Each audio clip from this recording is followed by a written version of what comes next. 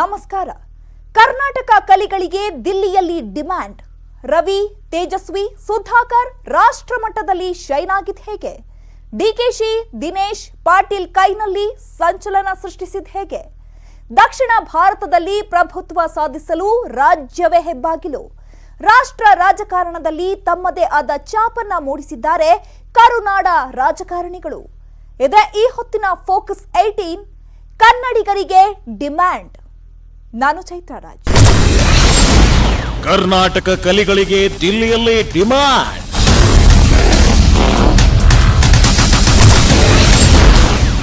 ರವಿ, ತೇಜಸ್ವಿ, ಸುಧಾಕರ್ ರಾಷ್ಟ್ರ ಮಟ್ಟದಲ್ಲಿ ಶೈನಿಂಗ್ ಆಗಿದ್ದು ಹೇಗೆ?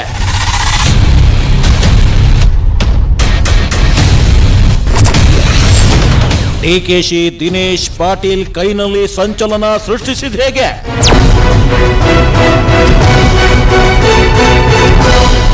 ರಾಜಕಾರಣ ಒಂದು ರೀತಿ ಚದುರಂಗದಾಟ ಇದ್ದ ಹಾಗೆ. ಇಲ್ಲಿ ರಣತಂತ್ರ ರೂಪಿಸೋದು, ಅದನ್ನ ಕಾರ್ಯರೂಪಕ್ಕೆ ತರೋದು ಎಲ್ಲವೂ ಕೂಡ ತುಂಬಾ ಮುಖ್ಯ. ಎದುರಾಳಿಗಳನ್ನ ಯಾವ ರೀತಿ ಹಣಿಯಬೇಕು, ಯಾವ ರೀತಿ ಷಡ್ಯಂತ್ರ ರೂಪಿಸಬೇಕು, ಮತದಾರರನ್ನು ಯಾವ ರೀತಿ ಸೆಳಿಬೇಕು, ಭಾಷಾ ಪ್ರಾಬಲ್ಯ ಎಲ್ಲವೂ ಕೂಡ ತುಂಬಾ ಮುಖ್ಯ ಪಾತ್ರ ವಹಿಸುತ್ತೆ.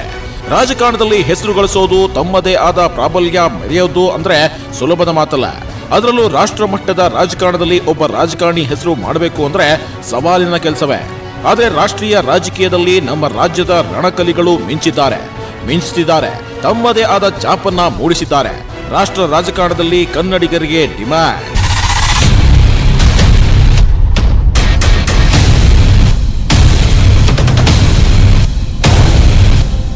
ಕರ್ನಾಟಕದ ಕಲಿಗಳಿಗೆ ದಿಲ್ಲಿಯಲ್ಲಿ ಭಾರಿ ಡಿಮ್ಯಾಂಡ್. ರವಿ, ತೇಜಸ್ವಿ, ಸುಧಾಕರ್ ರಾಷ್ಟ್ರ ಮಟ್ಟದಲ್ಲಿ ಶೈನ್ ಆಗಿದ್ದು ಹೇಗೆ? ಡಿಕೆಶಿ, ಪಾಟೀಲ್ ಕೈನಲ್ಲಿ ಸಂಚಲನ ಸೃಷ್ಟಿಸಿದ ಹೇಗೆ? ಕೆಲವರು ರಾಜಕೀಯಕ್ಕೆ ಪಾದಾರ್ಪಣೆ ಮಾಡ್ತಾರೇನೋ ಸರಿ, ಆದ್ರೆ ತುಂಬಾ ವರ್ಷಗಳ ಕಾಲ ಆ ಕ್ಷೇತ್ರದಲ್ಲಿ ಠಿಕಾಣಿ ಹೂಡೋಕೆ ಸಾಧ್ಯವಾಗಲ್ಲ. ಒಂದ್ ವೇಳೆ ರಾಜಕೀಯದಲ್ಲಿದ್ರೂ ಹಲವರು ಹೆಸರು ಮಾಡೋಕೆ ಸಾಧ್ಯವಾಗಲ್ಲ. ಆದ್ರೆ ನಮ್ಮ ಕರುನಾಡ ಕಲಿಗಳು ರಾಷ್ಟ್ರ ಮಟ್ಟದ ರಾಜಕಾರಣದಲ್ಲಿ ಉತ್ತಮ ಹೆಸರನ್ನ ಮಾಡಿದ್ದಾರೆ.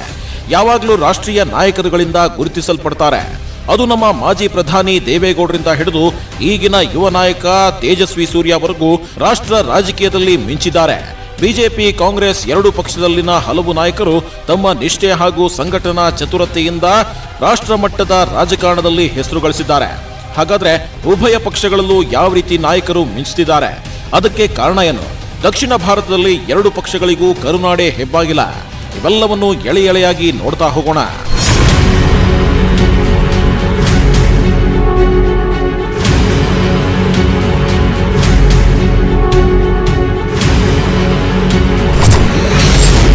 ರಾಷ್ಟ್ರ ಮಟ್ಟದಲ್ಲಿ ಮಿಂಚುತ್ತಿದ್ದಾರೆ ಕೇಸರಿ ಕಲಿಗಳು.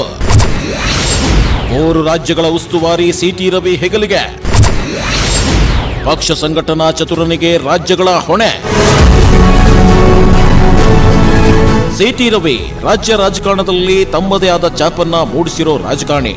ಪಕ್ಕಾ ಹಿಂದೂವಾದಿ, ಆರ್ಎಸ್ಎಸ್ ಕಟ್ಟಾಳು, ಉತ್ತಮ ವಾಗ್ಮಿ, ಬಿಎಸ್ವೈ ಸರ್ಕಾರದಲ್ಲಿ ಅಗ್ರ ಪಂಕ್ತಿಯ ನಾಯಕ, ರಾಜಾಹುಲಿ ಸರ್ಕಾರದಲ್ಲಿ ಪ್ರವಾಸೋದ್ಯಮ ಸಚಿವರಾಗಿ ಕಾರ್ಯನಿರ್ವಹಿಸುತ್ತಿದ್ರು. ರಾಜ್ಯದಲ್ಲಿ ಪಕ್ಷ ಸಂಘಟನೆಯಲ್ಲಿ ತಮ್ಮದೇ ಆದ ಪಾತ್ರ ವಹಿಸಿದ್ದಾರೆ ಸಿಟಿ ರವಿ. ರಾಷ್ಟ್ರ ಮಟ್ಟದಲ್ಲಿ ಸಿಟಿ ರವಿಗೆ ಮನ್ನಣೆ ಸಿಕ್ಕಿದ್ದು ಹೈಕಮಾಂಡ್ ಭರ್ಜರಿ ಗಿಫ್ಟ್ ಕೊಟ್ಟಿತ್ತು. ಕೆಲ ದಿನಗಳ ಹಿಂದೆ ಸಿಟಿ ರವಿಯವರನ್ನ ರಾಷ್ಟ್ರೀಯ ಪ್ರಧಾನ ಕಾರ್ಯದರ್ಶಿಯಾಗಿ ಆಯ್ಕೆ ಮಾಡಲಾಗಿತ್ತು. ರಾಷ್ಟ್ರ ಮಟ್ಟದಲ್ಲಿ ಪಕ್ಷ ಸಂಘಟನೆಯ ಹೊಣೆಗಾರಿಕೆಯನ್ನು ಇವರ ಹೆಗಲಿಗೆ ನೀಡಲಾಗಿದೆ. ಈಗ ಇದರ ಜೊತೆಗೆ ಕಮಲಕಲಿ ಸಿಟಿ ರವಿಗೆ ತಮಿಳುನಾಡು, ಮಹಾರಾಷ್ಟ್ರ ಹಾಗೂ ಗೋವಾ ಈ 3 ರಾಜ್ಯಗಳ ಉಸ್ತುವಾರಿ ನೀಡಲಾಗಿದೆ.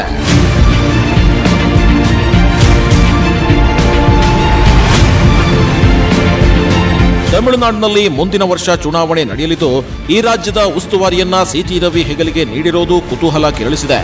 ಬಿಜೆಪಿಯ ಅಸ್ತಿತ್ವವೇ ಇಲ್ಲದ ತಮಿಳುನಾಡಿನಲ್ಲಿ ಭದ್ರ ಬುನಾದಿ ಕಟ್ಕೊಳ್ಳೋದಕ್ಕೆ ಬಿಜೆಪಿ ರಣನೀತಿ ರೂಪಿಸುತ್ತಿದೆ. ಹಾಗಾಗಿ ಫೈರ್ ಬ್ರ್ಯಾಂಡ್ ಸಿಟಿ ರವಿಗೆ ಎಐಎಡಿಎಂಕೆ ಡಿಎಂಕೆಯ ಭದ್ರಕೋಟೆ ತಮಿಳುನಾಡಿನ ಉಸ್ತುವಾರಿ ನೀಡಲಾಗಿದೆ. ತಮಿಳುನಾಡಿನ ನೆರೆ ರಾಜ್ಯ ಕರ್ನಾಟಕ, ಹಾಗಾಗಿ ಆ ರಾಜ್ಯದ ಜೊತೆಗೆ ರವಿಗೆ ಒಡನಾಟವೂ ಇದೆ. ಇನ್ನೊಂದು ಕಡೆ ತಮಿಳುನಾಡಿನಲ್ಲಿ ಬಿಜೆಪಿ ಸೇರ್ಪಡೆಯಾಗಿರೋ ಅಣ್ಣಾಮಲೈ ಜೊತೆಗೆ ಸಿಟಿ ರವಿ ಉತ್ತಮ ಸಂಪರ್ಕ ಹೊಂದಿದ್ದಾರೆ. ಈ ಎಲ್ಲ ಕಾರಣಗಳಿಂದ ಸಿಟಿ ರವಿಗೆ ತಮಿಳುನಾಡಿನ ಚುಕ್ಕಾಣಿ ನೀಡಲಾಗಿದೆ. ಹಾಗೆ ಮಹಾರಾಷ್ಟ್ರ, ಗೋವಾದಲ್ಲೂ ಕೇಸರಿ ಪಾಳ್ಯವನ್ನ ಮತ್ತಷ್ಟು ಬಲಪಡಿಸೋಕೆ ಸಿಟಿ ರವಿಗೆ ಈ ರೆಸ್ಪಾನ್ಸಿಬಿಲಿಟಿ ನೀಡಲಾಗಿದೆ.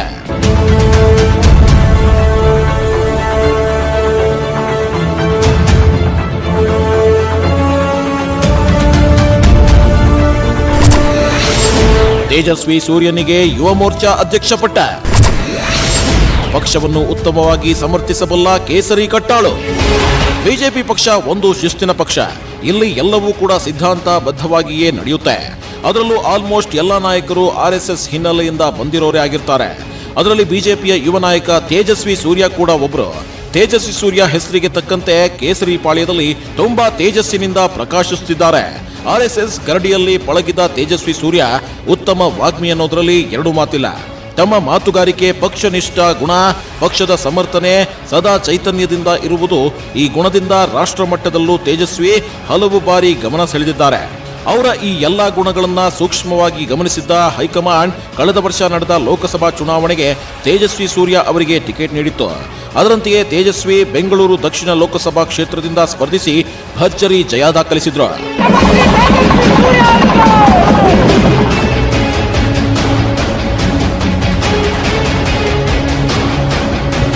ನಂತರದ ದಿನಗಳಲ್ಲಿ ಲೋಕಸಭೆಯಲ್ಲಿ, ಸಂಸತ್ನಲ್ಲಿ, ಅಧಿವೇಶನದಲ್ಲೂ ಕೂಡ ತೇಜಸ್ವಿ ಸೂರ್ಯ ನಿರರ್ಗಳವಾಗಿ ಮಾತನಾಡ್ತಿದ್ರು. ಹಲವು ವಿಚಾರಗಳ ಬಗ್ಗೆ ಮಾತನಾಡಿ ಸಂಸತ್ನ ಗಮನ ಸೆಳೆದ್ರು. ಬಿಜೆಪಿಯ ಯೂತ್ ಐಕಾನ್ ಅಂತಾನೆ ಗುರುತಿಸಲ್ಪಡುವ ತೇಜಸ್ವಿ ಸೂರ್ಯಗೆ ಈಗ ಮತ್ತೊಂದು ಮಹತ್ತರ ಜವಾಬ್ದಾರಿಯನ್ನ ಪಕ್ಷ ಅವರ ಹೆಗಲಿಗೆ ಕೊಟ್ಟಿದೆ. ಬಿಜೆಪಿ ರಾಷ್ಟ್ರೀಯ ಯುವ ಮೋರ್ಚಾ ಅಧ್ಯಕ್ಷನಾಗಿ ತೇಜಸ್ವಿ ಆಯ್ಕೆಯಾಗಿದ್ದಾರೆ. ಯುವ ಮೋರ್ಚಾ ಅಧ್ಯಕ್ಷನಾಗಿ ಚಾರ್ಜ್ ತೆಗೆದುಕೊಂಡ ಬೆನ್ನಲ್ಲೇ ಪಶ್ಚಿಮ ಬಂಗಾಳದಲ್ಲಿ ನಬನ್ನ ಚಲೋ ಎಂಬ ರ್ಯಾಲಿಯ ನೇತೃತ್ವ ವಹಿಸಿಕೊಂಡಿದ್ರು. ಈ ರ್ಯಾಲಿಯಲ್ಲಿ ಸಾವಿರಾರು ಬಿಜೆಪಿ ಕಾರ್ಯಕರ್ತರು ಪಾಲ್ಗೊಂಡಿದ್ರು. ಈ ರ್ಯಾಲಿಯಲ್ಲಿ ಅವರ ಮೇಲೆ ಹಲ್ಲೆ ಕೂಡ ಆಗಿತ್ತು. ಇದು ರಾಷ್ಟ್ರ ಮಟ್ಟದಲ್ಲಿ ಸುದ್ದಿಯಾಗಿತ್ತು. ಆದ್ರೂ ಜಗ್ಗದೆ ಈ ರ್ಯಾಲಿಯನ್ನ ಮುನ್ನಡೆಸಿಕೊಂಡು ಹೋಗಿದ್ರು ತೇಜಸ್ವಿ ಸೂರ್ಯ. ತೇಜಸ್ವಿ ಯುವಕರನ್ನ ಸೆಳೆಯುವಲ್ಲಿ ಸಮರ್ಥರು ಹಾಗೂ ಇಂಗ್ಲಿಷ್ ಭಾಷೆಯ ಮೇಲಿನ ಹಿಡಿತ, ವಿಷಯದ ಬಗ್ಗೆ ಅಪಾರ ಜ್ಞಾನ ಇರೋ ಕಾರಣಕ್ಕೆ ಅವರನ್ನ ಯೂತ್ ವಿಂಗ್ನ ಅಧ್ಯಕ್ಷರನ್ನಾಗಿ ಪ್ರಮೋಟ್ ಮಾಡಲಾಗಿದೆ.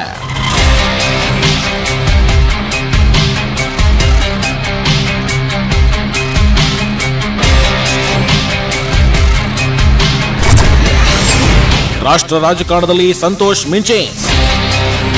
BL ಸಂತೋಷ್ RSSನ ಕಟ್ಟಾಳು, ಬಿಜೆಪಿ ರಾಷ್ಟ್ರೀಯ ಸಂಘಟನಾ ಕಾರ್ಯದರ್ಶಿ. ಸಂತೋಷ್ ಅವರು ಸಂಘಟನಾತ್ಮಕ ಕೆಲಸಗಳಿಗೆ ತಮ್ಮದೇ ಆದ ಕಾರ್ಯತಂತ್ರ ಅನುಸರಿಸುತ್ತಾರೆ. ಸಂತೋಷ್ ಅವರ ಸ್ಪೆಷಾಲಿಟಿ ಅಂದ್ರೆ ಬಿಜೆಪಿ ಹೆಚ್ಚು ಬಲ ಇರುವ ಪ್ರದೇಶಗಳಿಗಿಂತಲೂ ಎಲ್ಲಿ ದುರ್ಬಲವಾಗಿರುತ್ತೋ ಅಲ್ಲಿಯೇ ರಣತಂತ್ರ ಹೆಣೆಯೋದ್ರಲ್ಲಿ ಎತ್ತಿದ ಕೈ. ರಾಜ್ಯ ರಾಜಕಾರಣದ ಬಗ್ಗೆ ತಿಳಿದಿರುವವರಿಗೆ BL ಸಂತೋಷ್ ಅವರ ಪರಿಚಯ ಇದ್ದೇ ಇರುತ್ತೆ. ಕಳೆದ ಕೆಲವು ವರ್ಷಗಳಿಂದ ರಾಜ್ಯ ಬಿಜೆಪಿಯ ಸಂಘಟನಾತ್ಮಕ ಕೆಲಸಗಳಲ್ಲಿ ತಮ್ಮನ್ನು ತಾವು ತೊಡಗಿಸಿಕೊಂಡಿದ್ದಾರೆ. ಬಿಜೆಪಿಯ ಆಧಾರ ಸ್ತಂಭವಾಗಿದ್ದ ಯಡಿಯೂರಪ್ಪ ಪಕ್ಷ ತೊರೆದು ಹೋದಾಗ ಸಂಘಟನೆಗೆ ಹೆಗಲು ಕೊಟ್ಟವರು BL ಸಂತೋಷ್. ರಾಷ್ಟ್ರ ಮಟ್ಟದ ರಾಜಕಾರಣದಲ್ಲಿ ಸಂತೋಷ್ ಉತ್ತಮ ಹಿಡಿತವನ್ನ ಹೊಂದಿದ್ದಾರೆ. ಈಗ ರಾಷ್ಟ್ರೀಯ ಸಂಘಟನಾ ಕಾರ್ಯದರ್ಶಿಯೂ ಆಗಿರೋದ್ರಿಂದ ಸಂತೋಷ್ ಅವರ ಪ್ರತಿಯೊಂದು ತೀರ್ಮಾನಗಳಿಗೂ ಕೂಡ ಹೈಕಮಾಂಡ್ ಮಟ್ಟದಲ್ಲಿ ಮನ್ನಣೆ ಇದ್ದೇ ಇದೆ.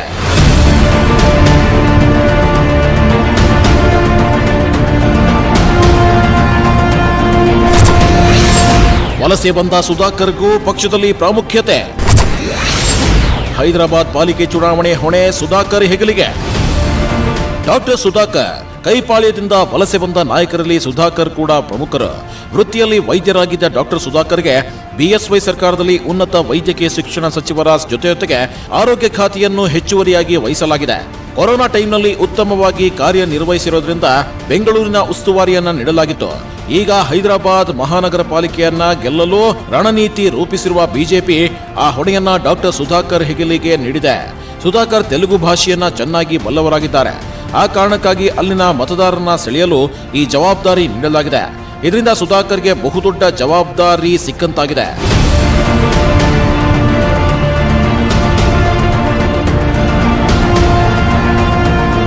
ಕೇವಲ ಕಮಲಕಲಿಗಳು ಮಾತ್ರ ರಾಷ್ಟ್ರ ಮಟ್ಟದಲ್ಲಿ ಸಂಚಲನ ಮೂಡಿಸಿಲ್ಲ.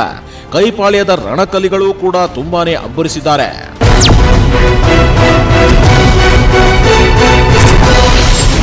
ರಾಷ್ಟ್ರ ಮಟ್ಟದಲ್ಲಿ ಸಂಚಲನ ಮೂಡಿಸುತ್ತಿದ್ದಾರೆ ಕೈಕಲಿಗಳು. ರಾಷ್ಟ್ರ ಮಟ್ಟದಲ್ಲೂ ಟ್ರಬಲ್ ಶೂಟರ್ ಆದ DKಶಿ.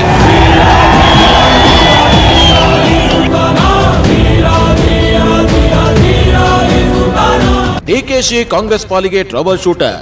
ಕೈಪಾಳ್ಯಕ್ಕೆ ಯಾವುದೇ ರೀತಿ ಸಂಕಷ್ಟ ಎದುರಾದರೂ ಅಲ್ಲಿ ಶ್ರೀಕೃಷ್ಣನ ರೀತಿ ಬಂದು ನಿಲ್ಲೋದೇ ಕನಕಪುರ ಬಂಡೆ DK ಶಿವಕುಮಾರ್. ಅದು ಕೇವಲ ರಾಜ್ಯ ರಾಜಕಾರಣಕ್ಕೆ ಮಾತ್ರ ಸೀಮಿತವಾಗಿಲ್ಲ, ರಾಷ್ಟ್ರ ರಾಜಕಾರಣಕ್ಕೂ DK ಶಿವಕುಮಾರ್ ಹೆಬ್ಬಂಡೆ ರೀತಿ ಶ್ರೀರಕ್ಷೆಯಾಗಿದ್ದಾರೆ. ತಾನೊಬ್ಬ ಕಾಂಗ್ರೆಸ್ನ ನಿಷ್ಠಾವಂತ ಕಾರ್ಯಕರ್ತ ಅಂತಾನೆ ಹೇಳಿಕೊಳ್ಳೋ DKಶಿ ಅದೇ ರೀತಿಯೇ ಕಾಂಗ್ರೆಸ್ನ ಕಟ್ಟಾಳುವಾಗಿದ್ದಾರೆ. ಅದನ್ನ ಪ್ರೂವ್ ಮಾಡಿ ತೋರಿಸಿದ್ದಾರೆ ಕೂಡ. ತಾವು ಸಂಕಷ್ಟಗಳ ಸುನಾಮಿಯಲ್ಲಿಯೇ ಇದ್ರೂ ಕೂಡ ಪಕ್ಷಕ್ಕೆ ತಮ್ಮ ಅವಶ್ಯಕತೆ ಬಿದ್ದಾಗ ಹಿಂದೆ ಮುಂದೆ ನೋಡದೆ ಕನಕಾಧಿಪತಿ ಅಲ್ಲಿ ಹಾಜರಿರ್ತಾರೆ.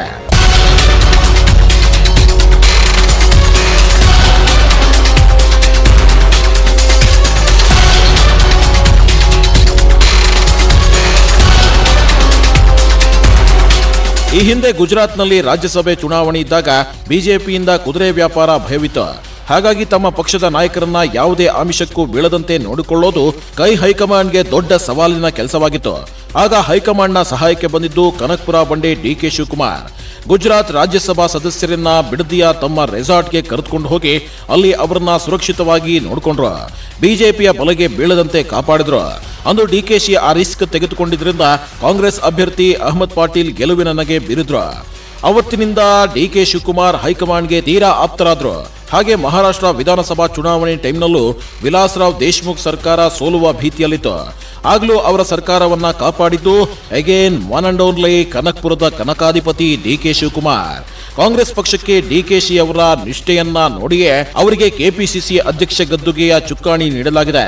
ಕಾಂಗ್ರೆಸ್ ಕಷ್ಟದ ಸುಳಿಯಲ್ಲಿ ಸಿಲುಕಿದಾಗಲೆಲ್ಲ ಆ ಎಲ್ಲಾ ಭಾರವನ್ನ ಹೊತ್ತುಕೊಳ್ಳೋದೇ ಡಿಕೆಶಿ.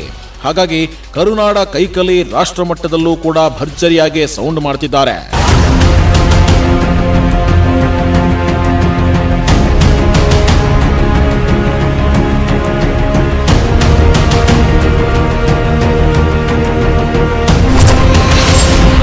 ಮಹಾರಾಷ್ಟ್ರ ಉಸ್ತುವಾರಿ ವಹಿಸಿಕೊಂಡ ಎಚ್ ಕೆ ಪಾಟೀಲ್ ರಾಜ್ಯ ಕಾಂಗ್ರೆಸ್ನಲ್ಲಿ ತಮ್ಮದೇ ಆದ ವರ್ಚಸ್ಸನ್ನ ಹೊಂದಿರುವ ನಾಯಕ. ಈ ಹಿಂದೆ ಹಲವು ಬಾರಿ ಸಚಿವರಾಗಿಯೂ ಕಾರ್ಯನಿರ್ವಹಿಸಿದ್ದಾರೆ. ರಾಜಕೀಯದಲ್ಲಿ ಅಪಾರ ಅನುಭವ ಹೊಂದಿದ್ದಾರೆ. ಮಹಾರಾಷ್ಟ್ರದಲ್ಲಿ ಮೈತ್ರಿ ಸರ್ಕಾರದಲ್ಲಿ ಕಾಂಗ್ರೆಸ್ ಪಾಲು ಕೂಡ ಇದೆ. ಹಾಗೆ ಎಚ್ ಕೆ ಪಾಟೀಲ್ಗೆ ಹಿಂದಿ ಭಾಷೆ ಹಿಡಿತ ಕೂಡ ಇದೆ. ಈ ಕಾರಣಕ್ಕಾಗಿ ಅವರನ್ನ ಮಹಾರಾಷ್ಟ್ರ ಉಸ್ತುವಾರಿಯಾಗಿ ನೇಮಕ ಮಾಡಲಾಗಿದೆ.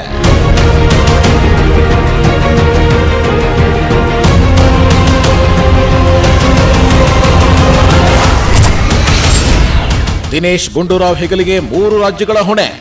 ದಿನೇಶ್ ಗುಂಡೂರಾವ್ ಈ ಹಿಂದೆ ಕೆಪಿಸಿಸಿ ಅಧ್ಯಕ್ಷರಾಗಿ ಕಾರ್ಯನಿರ್ವಹಿಸಿದ್ರು. ರಾಜಕೀಯ ಹಿನ್ನೆಲೆಯಿಂದಾನೇ ಬಂದಿರೋದ್ರಿಂದ ರಾಜಕೀಯ ಪಾಂಡಿತ್ಯ ಕೂಡ ಇದೆ. ಹಾಗೆ ಕಾಂಗ್ರೆಸ್ ಕಟ್ಟಾಳು ಕೂಡ ಹೌದು. ಇಂಗ್ಲಿಷ್ ಜ್ಞಾನವೂ ಚೆನ್ನಾಗಿದೆ. ತಮಿಳು ಭಾಷೆಯ ಮೇಲೆ ಹಿಡಿತ ಕೂಡ ಇದೆ. ಉತ್ತಮ ಎಜುಕೇಶನ್ ಬ್ಯಾಕ್ಗ್ರೌಂಡ್ ಕೂಡ ಇದೆ. ಈ ಎಲ್ಲಾ ಕಾರಣಗಳಿಗಾಗಿ ದಿನೇಶ್ ಗುಂಡೂರಾವ್ಗೆ ತಮಿಳುನಾಡು, ಪುದುಚೇರಿ ಹಾಗೂ ಗೋವಾ ಈ 3 ರಾಜ್ಯಗಳ ಹೊಣೆಯನ್ನ ನೀಡಲಾಗಿದೆ.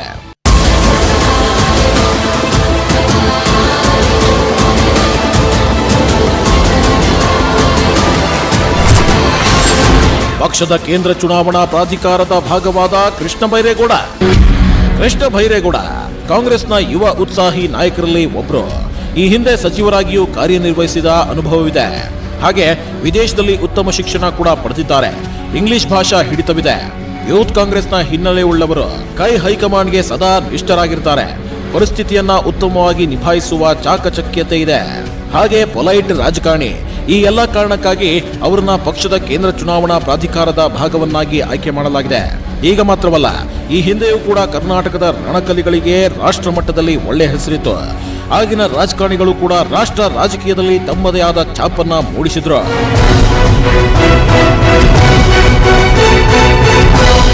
ಕರ್ನಾಟಕದ ಈಗಿನ ರಾಜಕಾರಣಿಗಳು ಮಾತ್ರವಲ್ಲ, ಈ ಹಿಂದೆಯೂ ಕೂಡ ಅನೇಕ ಮುತ್ಸದ್ದಿ ರಾಜಕಾರಣಿಗಳು ರಾಷ್ಟ್ರ ಮಟ್ಟದಲ್ಲಿ ಹೆಜ್ಜೆ ಗುರುತು ಮೂಡಿಸಿದ್ದಾರೆ.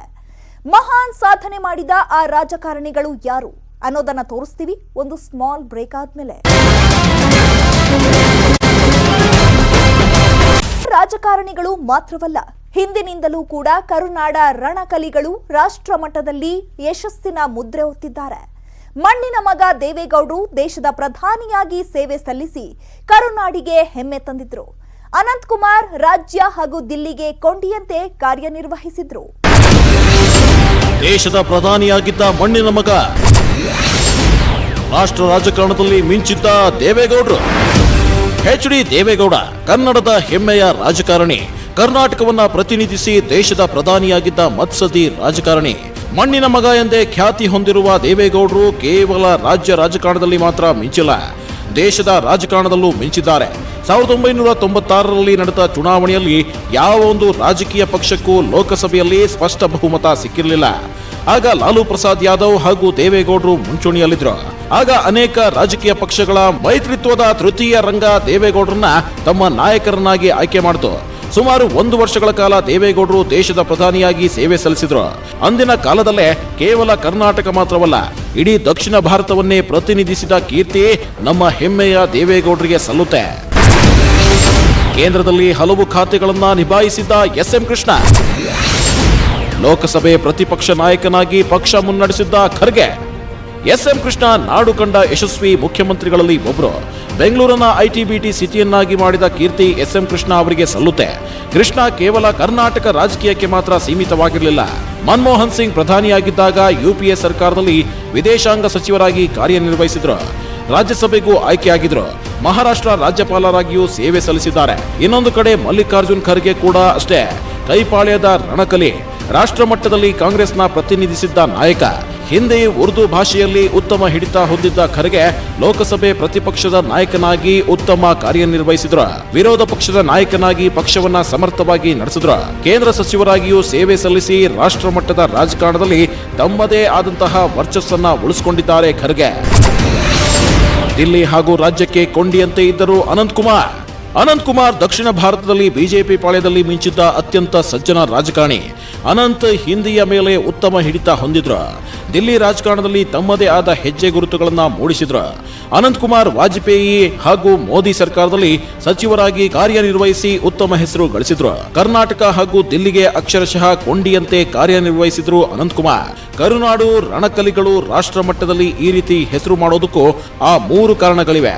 ಆ 3 ಕಾರಣದಿಂದಾಗಿಯೇ ರಾಜ್ಯದ ರಾಜಕಾರಣಿಗಳು ರಾಷ್ಟ್ರ ರಾಜಕಾರಣದಲ್ಲಿ ಸಂಚಲನ ಮೂಡಿಸುತ್ತಿದ್ದಾರೆ.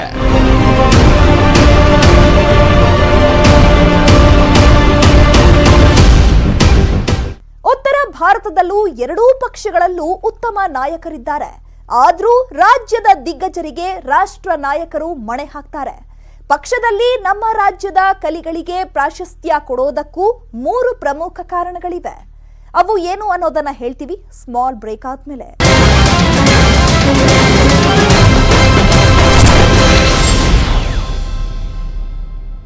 ಕರ್ನಾಟಕದ ದಿಗ್ಗಜರು ರಾಷ್ಟ್ರ ರಾಜಕಾರಣದಲ್ಲಿ ಶೈನ್ ಆಗ್ತಿದ್ದಾರೆ, ಹೆಸರು ಮಾಡ್ತಿದ್ದಾರೆ.